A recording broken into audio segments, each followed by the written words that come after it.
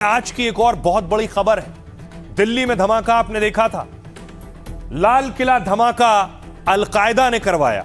Al Qaeda Usama bin Laden का संगठन, al Zawahiri का संगठन, उसने लाल किला धमाका कराया। तस्वीर आपको याद होगी।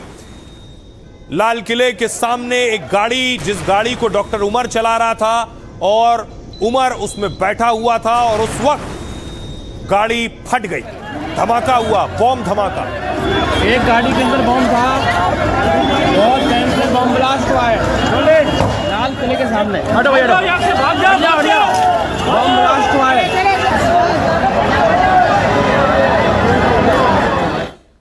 चौंकाने वाली खबर यह है कि इस धमाके में जो अल-कायदा का नाम सामने आया, ये बात संयुक्त राष्ट्र सुरक्षा परिषद में रखी गई, यूनाइटेड नेशन सिक्योरिटी काउंसिल में बताया गया कि दिल्ली के लाल किले पे जो धमाका हुआ उसमें हाथ था अल-कायदा का।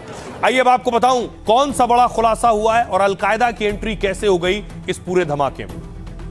कुछ इस तरह धमाका हुआ था और जिस शख्स को आप देख रहे हैं ये धमाके में शामिल। लाल किले के पास जो धमाका हुआ उसमें अल-कायदा का हाथ था। यह दावा संयुक्त राष्ट्र सुरक्षा परिषद की 38वीं रिपोर्ट में किया गया है। रिपोर्ट को यूएनएससी की प्रतिबंधित समिति की निगरानी टीम ने तैयार किया है, जिसमें अल-कायदा से जुड़े AQIS को धमाके का जिम्मेदार बताया गया। AQIS का पूरा मतलब है भारतीय उपमहाद्वीप में अल-कायदा। यूएनएससी की रिपोर्ट इसलिए अहम है क्योंकि इससे पहले फरवरी में रिपोर्ट आई थी। इस रिपोर्ट में धमाके का जिम्मेदार जैश-ए-मोहम्मद को बताया गया, यानी मसूद अजहर के संगठन को। भारत में ब्लास्ट की जांच नेशनल इन्वेस्टिगेशन एजेंसी यानी NIA कर रही है, और NIA ने चार्जशीट में धमाके का जिम्मेदार अल-कायदा को बताया। 10 आरोपियों के खिलाफ 7,500 पन्नों की चार्जशीट दाखिल की गई। एजेंसी के मुताबिक सभी आरोपी अल-कायदा के गजवतुल हिंद से जुड़े हुए थे। NIA ने इसे अल-कायदा के AQIS से जुड़ा हुआ संगठन बताया था। नवंबर 2025 में दिल्ली के लाल किला के पास भारी भीड़ में धमाका हुआ था। आत्मघाती हमलावर डॉक्टर उमर नबी ने बारूद से भरी कार को उड़ा दिया था। संयुक्त राष्ट्र की रिपोर्ट में AQIS के बदलते तौर तरीकों पर चिंता जताई गई है। रिपोर्ट के मुताबिक अल-कायदा छोटे और बिखरे समूहों से गतिविधियां बढ़ा रहा है। इस संगठन ने अपनी चेन सप्लाई और फंडिंग नेटवर्क को मजबूत कर लिया है। भारत समेत पूरे दक्षिण एशिया में आतंकी नेटवर्क के विस्तार का खतरा बढ़ गया है। सुनिए क्या कुछ कह रहे हैं जम्मू कश्मीर के पूर्व DGP SP वैद।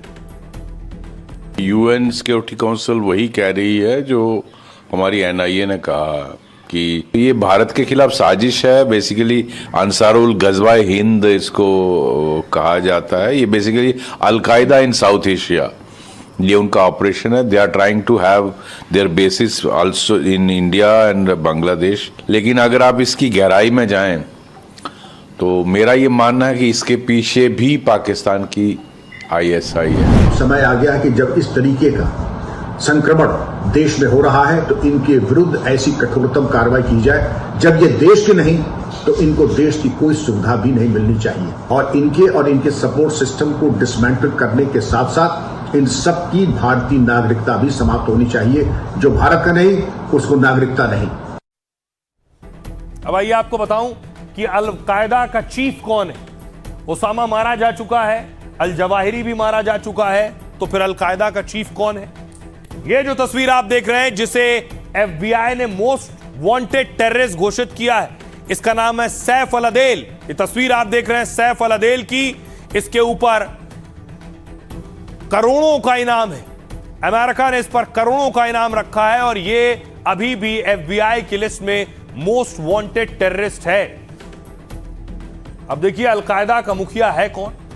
दरअसल वैश्विक आतंकी संगठन अल-कायदा का प्रमुख सैफ अल-अदेल है।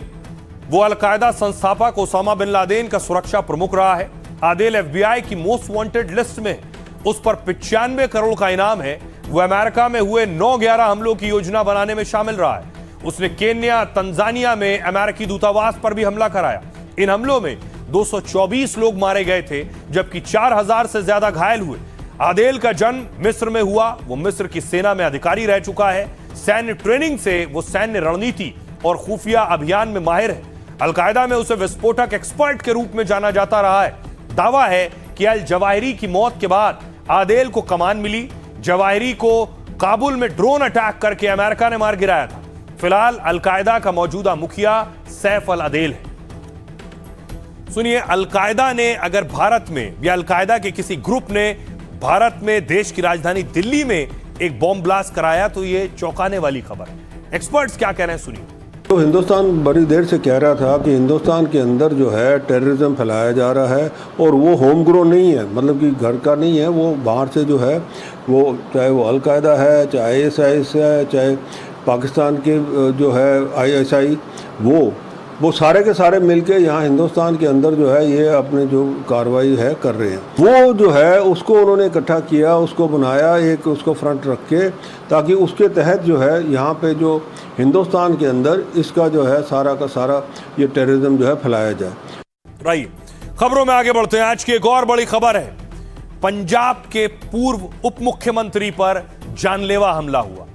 बाल बाल बचे सुखबीर सिंह बादल।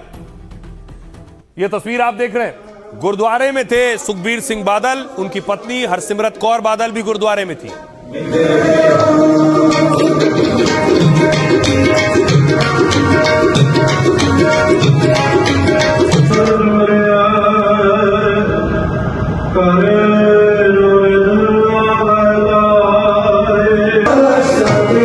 देखिए, उसके बाद देखिए कैसे अगली तस्वीर, सुखबीर सिंह बादल को फौरन ले जाया गया अस्पताल। ये तस्वीर देख रहे हैं, घायल थे सुखबीर बादल, कृपाण से हमला हुआ था उनके ऊपर।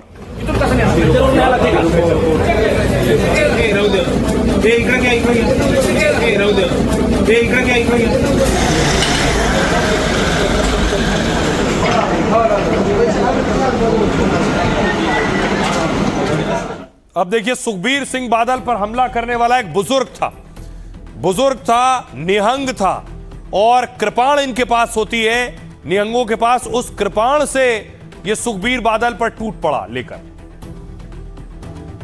और उसके बाद देखिए हुआ क्या कि महाराष्ट्र के नांदेड़ में थे सुखबीर बादल, वहां नांदेड़ साहिब में गुरुद्वारे में दर्शन करने गए थे। उसके बाद डिप्टी CM एकनाथ शिंदे ने फोन पर बात की।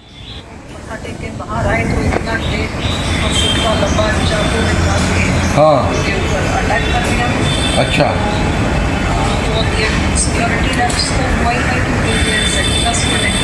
हाँ,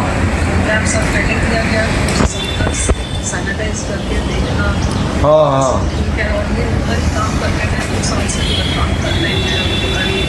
जो अटैक किया उन्होंने, वो वहाँ काम करने वाले हैं क्या?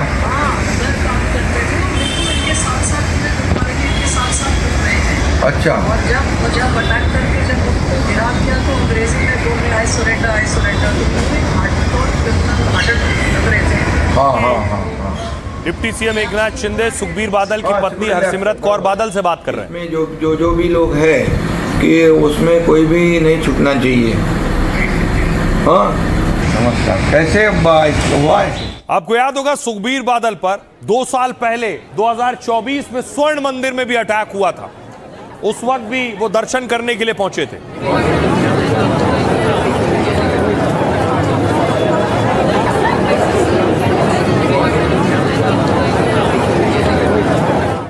अब देखिए ये हमला सुखबीर बादल पर कैसे हुआ, हमला करने वाला हमलावर कौन था और क्यों हमला किया। सुखबीर बादल महाराष्ट्र में थे। शिरोमणि अकाली दल के प्रमुख सुखबीर बादल महाराष्ट्र के नांदेड़ दौरे पर थे, निजी दौरे पर। कल अपने परिवार के साथ नांदेड़ पहुंचे थे। वो आज पत्नी हरसिमरत कौर के साथ नांदेड़ साहिब गुरुद्वारे पहुंचे और उन्होंने गुरुद्वारे में दर्शन किया और मत्था टेक कर बाहर ही निकले थे। दर्शन करने के बाद जब सुखबीर बादल सीढ़ियों से उतर रहे थे, उसी वक्त हमलावर ने कृपाण से उन पर हमला कर दिया। हमलावर को देख रहे हैं दूसरी तरफ आप, पुलिस से घिरा हुआ। कृपाण के हमले से सुखबीर बादल के दाएं हाथ पर चोट लगी। अटैक से उनके हाथ में 4 से 5 सेंटीमीटर का घाव आया।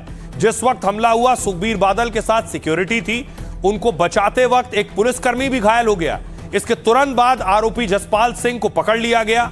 हमलावर जसपाल निहंग सिख था और श्रद्धालु बनकर आया था।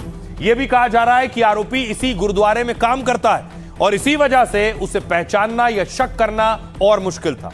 गिरफ्तारी के बाद पुलिस आरोपी से पूछताछ कर रही है। पूछताछ में आरोपी ने खुद को पुणे का लॉ ग्रेजुएट बताया। और महाराष्ट्र के सीएम देवेंद्र फडणवीस ने पूरे मामले पर नजर बनाए रखी। उन्होंने नांदेड़ के पुलिस अधीक्षक से फोन पर बात कर जानकारी ली। फिलहाल सुखबीर बादल और घायल पुलिसकर्मी की हालत स्थिर है। आरोपी से पूछताछ के बाद कई चौंकाने वाले खुलासे हो सकते हैं। सुनिए क्या कुछ कह रहे हैं नांदेड़ के कलेक्टर और SP. Honourable deputy CM Nanded के टूर पे थे। उसमें माता साहेब मुगट का जो गुरुद्वारा है वहाँ से वो आते समय उनके ऊपर अटेम्प्ट किया उनको अटैक करने का। उसमें उनको माइनर इंजरी हुई है। जो स्पेशल प्रोटेक्शन यूनिट का जो पीएसआई है उनको भी इंजरी हुई है। तो अभी दोनों की जो तबीयत है वो स्टेबल है, आउट ऑफ डेंजर है एंड पुलिस ने उनको कस्टडी में लिया है। तो आगे का इन्वेस्टिगेशन पुलिस कर रही है। एक वहाँ का सेवादार है, उसने अचानक से आके अपने किरपान से अटैक करने की कोशिश की और एक हमारा ऑफिसर है इंस्पेक्टर एसपीयू का, उसने वहाँ पे सिक्योरिटी में था, उसने हाथ से वो रोक लिया, उसको हाथ में थोड़ी सी इंजरी हुई है। जब दर्शन करके नीचे आते तो कोई नहंग सिंह उन पे अचानक हमला करता, कोई कुछ समझ पाते उसके अचानक वो हमला कर देता उन पे और उनको बहुत हाथ पर उनके चोट आई है। और बहुत शर्म की बात है जो गुरु महाराज के दर्शनों को आने के बाद में इस तरीके के काम होता है और उनको Z+ सिक्योरिटी रहने के बाद में भी इस तरीके की घटना हो गई।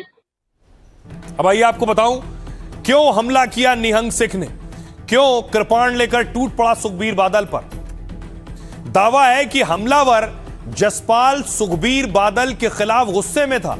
पूछताछ में उसने कहा कि पंजाब को उड़ता पंजाब बना दिया गया। दावा है पंजाब में बढ़ते नशे के मुद्दे से वो नाराज चल रहा था और इसी वजह से गुरुद्वारे में उसने सुखबीर सिंह बादल पर हमला किया। दरअसल 2009 से लेकर 2017 तक सुखबीर पंजाब के डिप्टी सीएम रहे। दावा है इस दौरान पंजाब में ड्रग्स की समस्या ज्यादा बढ़ी। विपक्षी पार्टियां इस मुद्दे को लेकर सुखबीर सिंह पर हमलावर रहीं। आरोप लगे कि इस दौरान ड्रग माफिया को राजनीतिक संरक्षण मिला। ड्रग्स कारोबार में पुलिस राजनेता मिले थे लेकिन सख्ती नहीं बरती गई। दावा है कि साल 2007 में पुलिस खुफिया विभाग ने एक लिस्ट बनाई। इसमें ड्रग्स तस्करों के साथ कुछ राजनेताओं के नाम शामिल थे। आरोप लगे कि लिस्ट सुखबीर बादल को सौंपी गई लेकिन कार्रवाई नहीं हुई। सुखबीर बादल के साले विक्रम मजीठिया ने भी उनकी मुश्किलें बढ़ाई। साल 2013 में ड्रग रैकेट के आरोपी ने मजीठिया का नाम लिया। 2021 में विक्रम मजीठिया पर एनडीपीएस एक्ट के तहत केस दर्ज हुआ और 2025 में कथित 540 करोड़ के ड्रग और मनी लॉन्ड्रिंग मामले में मजीठिया गिरफ्तार हुए। हालांकि सुखबीर बादल ने आम आदमी पार्टी पर बदले का आरोप लगाया था उस वक्त। सुनिए, यानी दावा है कि निहंग ने हमला सुखबीर पर ड्रग्स की वजह से किया। सुनिए क्या कहने सियासत। जिसने हमला किया है वो बंदा वहीं पर 2 साल से काम कर रहा था और अभी उसने किस इंटेंशन से वह हमला किया है, क्यों हमला किया है, उसके सब इंक्वायरी हमने चालू की है और इंक्वायरी के बाद पता चलेगा। कंसर्न जो आईजी है मेरी उनके साथ में बात हुई है, वहाँ के जो कलेक्टर है मेरे उनके साथ में भी बात हुई है और ऑनरेबल सीएम सर ने भी इसमें इंक्वायरी शुरू करने के आदेश दिए हैं। बेहद अफसोस की बात है, कई बार इन पे हमला किया गया है। मैं समझता हूँ इसमें सिक्योरिटी की भी कमजोरी है। राइट, खबरों में आगे बढ़ूं उससे पहले आपको दिखाता हूं पंजाब में ड्रग्स के हालात क्या है। ये एक रिपोर्ट है, पंजाब में ड्रग्स ओवरडोज से मौत देखिए जरा। 2022 में 117 मौत हुई है, देश में सबसे ज्यादा। 2023 में 89 मौत हुई है, यह भी देश में सबसे ज्यादा थी। और 2024 में 106 मौत, देश में दूसरे नंबर पर ड्रग्स से मौतें हुई हैं। देश में ड्रग्स तस्करी के सबसे ज्यादा मामले पंजाब में हैं। नशे की चपेट में आने वाले 65% लोग 18 से 35 साल की उम्र के। हैरानी की बात यह है कि 4 साल में 40,000 कैदी नशा मुक्ति केंद्र पहुंचे, लेकिन इस दौरान नशा मुक्ति गोलियों की खपत सोचिए 8 गुना बढ़ गई है। एक हफ्ते पहले पंजाब विधानसभा कमेटी ने इस पर चिंता जताई। आशंका है कि नशा छोड़ने वाले युवा इन्हीं दवाइयों पर निर्भर हो गए हों। सिर्फ यही नहीं, इन दवाइयों की तस्करी होने का भी अंदेशा है।